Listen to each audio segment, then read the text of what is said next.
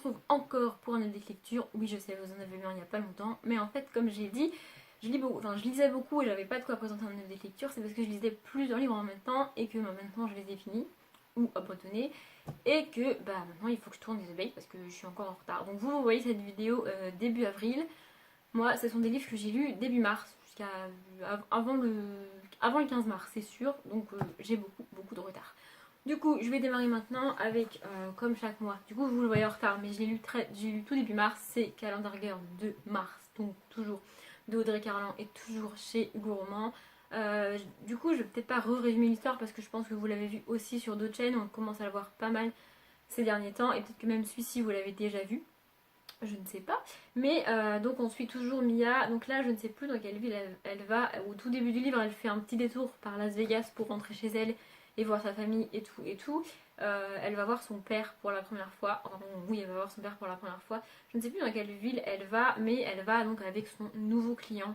Alors je vais pas trop en dire sur ce livre parce que je sais que pour les livres d'après déjà j'ai beaucoup de choses à dire et que donc la vidéo risque d'être longue, et aussi parce que j'ai pas trop envie d'en dire sur le sujet qui est traité ici.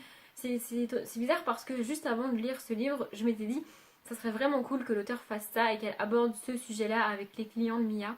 Et c'est ce qu'elle a fait et c'est vraiment bien écrit. C'est vraiment un sujet important, et de voir que encore à notre époque, il y a des gens qui ont du mal avec ça et qui doivent se cacher parce qu'ils ont peur de la réaction de leurs proches, c'est vraiment pas cool.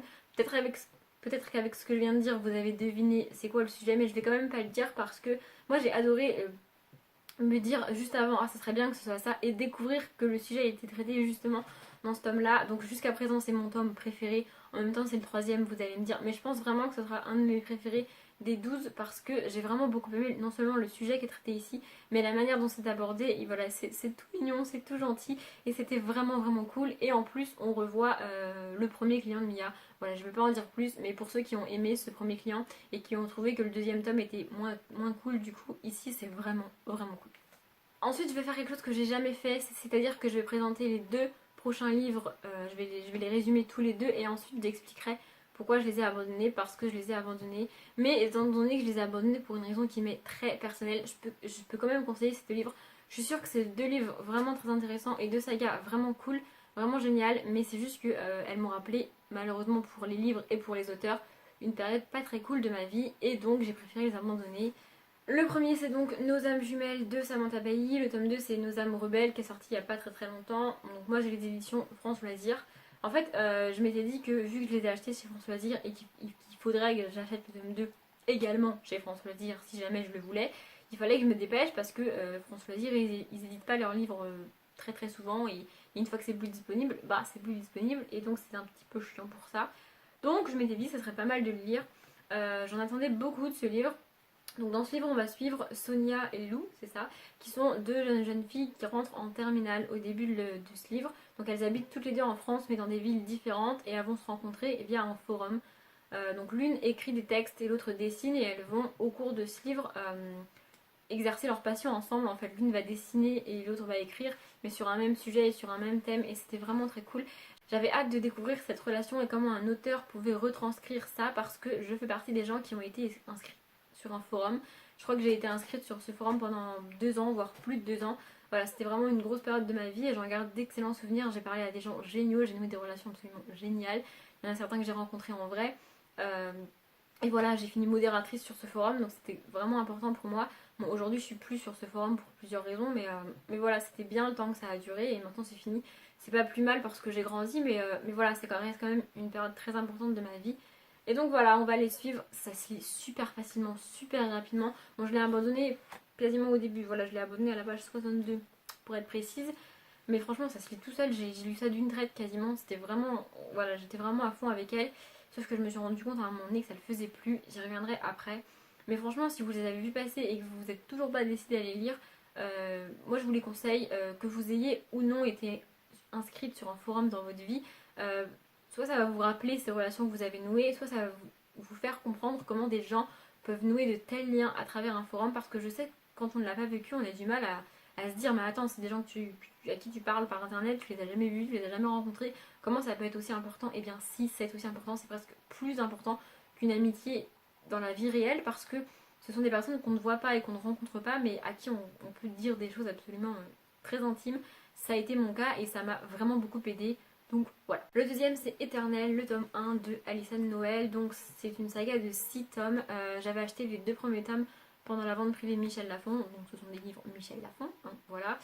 Voilà, je m'étais dit que pour 6 € les 2 tomes, même si j'allais pas plus loin, c'était pas dramatique. Bon, il se trouve que j'ai pas été très loin. Dans ce livre, on va rencontrer Ever, c'est ça, Ever qui a 16 ou 17 ans, je crois, elle va au lycée.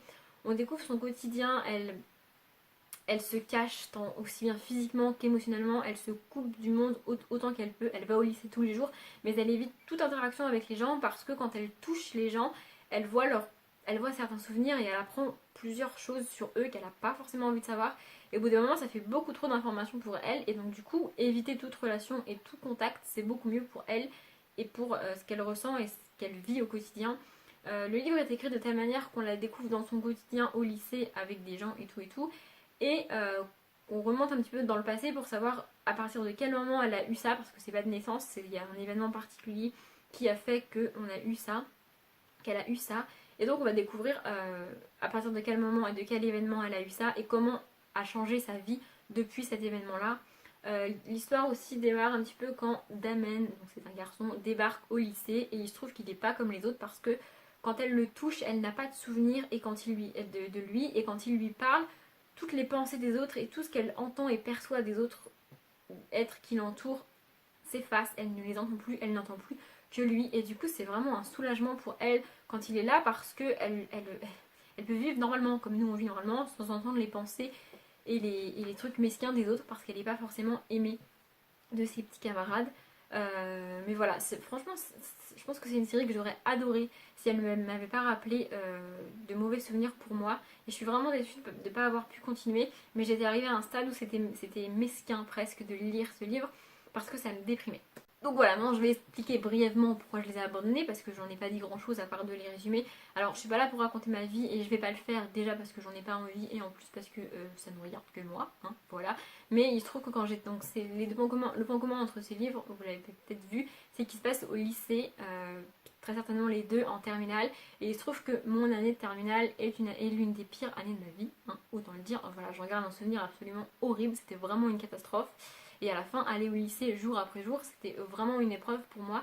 Et donc du coup, ce qui m'a gênée avec nos âmes jumelles, c'est d'avoir à la fois le parallèle entre le forum, enfin la vie à travers un forum qui est pour moi un bon souvenir dans ma vie, et l'année de terminale qui est pour moi un très très mauvais souvenir dans ma vie. Et le fait, alors j'ai rien contre les personnages et je sais que c'est normal, mais là ça m'a dérangée, je ne saurais pas expliquer pourquoi, mais avoir des personnages qui se plaignent de leur quotidien en mode ouais, personne n'y m'aime, ma mère elle me saoule, et t'as vu lui. Moi j'aurais rêvé d'avoir une terminale comme ça, j'aurais rêvé de pouvoir me plaindre de choses normales au cours de ma terminale et j'aurais vraiment rêvé d'avoir des problèmes mais tellement minimes par rapport à ce qui s'est passé que ça m'a dégoûtée en fait et que je me suis dit non c'est pas possible, et en plus mettre ça en parallèle avec une période heureuse de ma vie, à savoir celle sur laquelle j'étais inscrite sur le forum, c'était juste pas possible, donc je me suis dit non. Manque de bol, j'ai enchaîné avec Éternel, hein, voilà, qui m'a rappelé aussi cette année de terminale. Et là, c'est plutôt la relation entre Ever et Damon qui est très toxique et qui m'a vraiment rappelé ce que moi j'ai pu faire et ce que moi j'ai pu ressentir, parce que c'est une relation qui peut paraître énervante pour certains lecteurs et je le comprends tout à fait. C'est-à-dire que Damon va un jour être le meilleur ami d'Ever, il est très bien avec elle, très cool avec elle, et puis le lendemain il va l'envoyer chier, et il va vraiment lui faire des choses pas cool, et ensuite il va revenir et ils vont être amis, et on va entrer dans une espèce de cercle vicieux comme ça, et Ever va à chaque fois le laisser faire, elle va à chaque fois le laisser revenir, ce qui peut paraître énervant, on a envie de lui dire mais putain ma fille, prends-toi en main, bouge-toi, dis-lui d'aller se revoir, mais elle veut faire ça, je vous assure qu'on veut faire ça, mais elle ne peut pas faire ça. Du coup j'ai pas pu m'empêcher de me mettre à sa place et de revivre tout ça. C'est vraiment un sentiment horrible et je le souhaite à personne d'avoir envie de faire quelque chose, mais d'en être incapable, parce que c'est vraiment une incapacité. On sait que c'est positif pour nous de dire non et de dire stop, on sait que c'est ce qu'il faut faire et on sait ce qu'on veut faire, mais on ne peut pas faire ça, et c'est vraiment horrible. Et je comprends qu'on puisse détester une héroïne et dire que non mais elle a franchement c'est une girouette, elle passe son temps à dire oui puis non, mais dans la vraie vie ça se passe aussi comme ça des fois et c'est vraiment pas cool. Alors si c'est quelque chose que vous n'avez pas vécu, je vous le souhaite pas du tout, mais c'est très bien retranscrit par l'auteur et moi j'ai trouvé ça vraiment réel en fait et trop réel pour moi parce que j'étais vraiment au bord de la déprime quand j'ai abandonné ce livre. J'aurais pu le continuer et j'aurais pu continuer dans cette spirale infernale de souvenirs absolument horribles, mais je me suis dit que c'était pas positif et qu'il fallait que j'arrête avec ça. Donc j'ai abandonné la saga. J'aurais beaucoup aimé la continuer. Après il y a d'autres livres qui m'ont rappelé ces événements et cette relation absolument toxique, notamment la saga After. Sauf qu'il se trouve qu'au moment où j'ai lu After, eh bien c'était positif pour moi et ça ne m'a pas plongé dans la déprime comme là c'était presque le cas. Voilà, je vais m'arrêter là. Du coup, après ces deux lectures-là, il fallait soit que j'arrête de lire pendant 2-3 jours histoire de m'en remettre et de pouvoir reprendre la lecture, soit que je trouve un livre qui ne me fasse... Enfin, un livre sûr, un livre que j'étais certaine avec lequel j'allais passer un bon moment, que j'allais pas abandonner, qui n'allait pas me rappeler ça. J'aurais pu arrêter de lire parce que ça m'arrive de ne pas lire pendant 2-3 jours. Sauf qu'il se trouve qu'au mois de mars, je m'étais lancé le challenge de lire 100 pages par jour. Alors 100 pages en une journée, c'est pas énorme, enfin, ça se fait, c'est possible, surtout le week-end. La difficulté pour moi avec ce challenge que je m'étais auto-lancé, c'était de le faire jour après jour. Voilà, il y a des jours où je suis capable de lire 100, 150 pages, 200 pages, jusqu'à 300 pages. Mais lire 100 pages jour après jour après jour après jour, c'était vraiment là la difficulté. Et du coup, il fallait que je choisisse un livre parce qu'il fallait que je lise mes 100 pages par jour. Donc j'ai essayé plusieurs livres, mais ça ne me faisait pas spécialement. Et j'ai fini par me tourner vers l'auteur vers laquelle j'aurais dû me tourner naturellement en fait. Je me suis tournée vers Daniel Steele. Voilà, je peux vous montrer le livre parce qu'on n'a que son nom sur la couverture. Daniel Steele est une auteure qui ne m'a jamais déçue. J'ai dû lire une bonne dizaine de ses livres. Et non seulement je n'en ai abandonné aucun, ce qui n'est pas peu de dire pour moi, n'est-ce pas? Mais en plus, je les ai vraiment tous aimés et j'ai vraiment passé un super moment à chaque fois avec elle. J'ai acheté celui-ci sur un site d'occasion. Je m'étais commandé Crépusculeville de Lolita Peel que j'avais enfin trouvé. Je l'ai toujours pas lu. Mais pour le coup, celui-ci va me faire déprimer. Donc je ne pouvais pas le lire là tout de suite. Et je m'étais dit, pour éviter de payer les frais de port pour un livre, autant en commander un autre.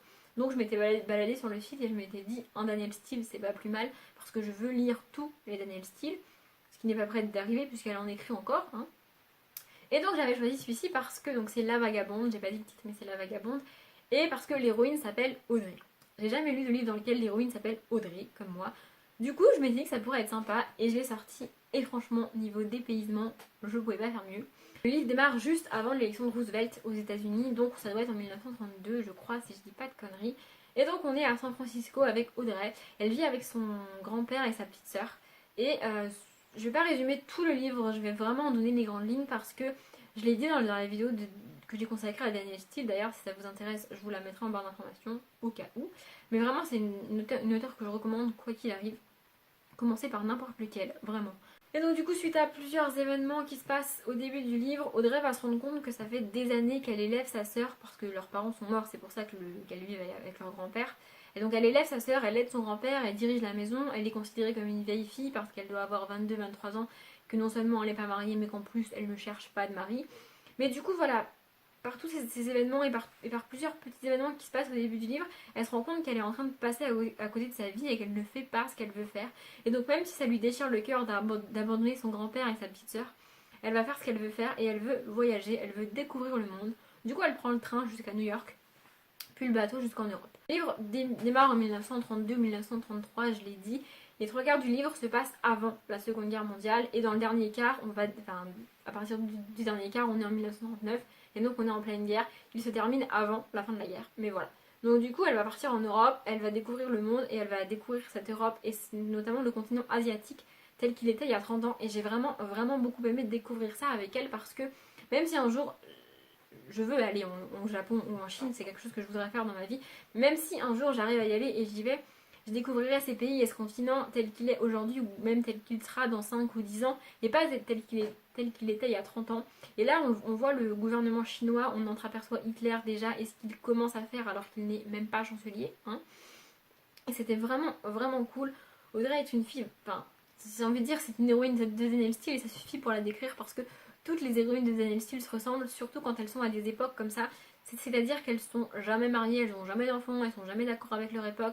C'est pas du tout un objectif dans leur vie. On dirait que l'objectif de leur vie c'est d'être anticonformiste.